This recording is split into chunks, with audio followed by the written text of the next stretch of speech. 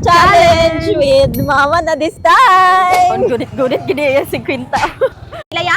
20? Isa lang? 20? Isa ka itlog? Kani isa 20. So 30 na lang. 30 na lang.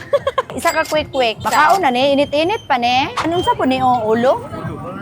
Ay, dili ko anong ulo. Kanang dili lang halang, sir. Ay, nalagi pipino. Ay, mau ba?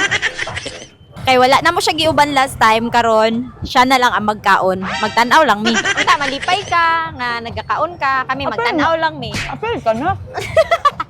Kwinta lang ko ng budget. So kung mo appeal mail, wala horot diretsyo. Pwede man, just mo lang.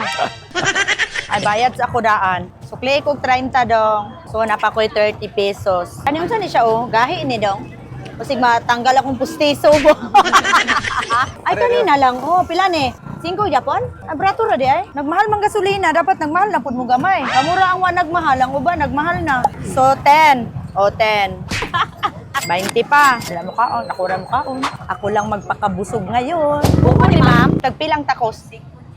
Pili ka 5 or G. Gis lang. Napako gis. Wow. Siyempre, nagikaon na itulak. Tama-tama jud napako gis. Nagay siomay diri nga tag gis. Pwede lang gis siomay.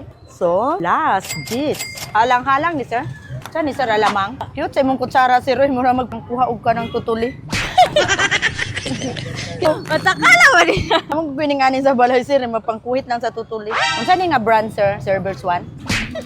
Na in fairness sir, malami ang imong siomay. Kasagaran mo kung siomay, makatilawan ako kay maragdag ang harina. Siksik kayo siya og kanang sa sulod. Dili sa puro wrapper dahil. Nahurot na nako kung 50, busog match kayo. Bye! Sana all nabusog. Sana all nabusog ko. Oh, sabat!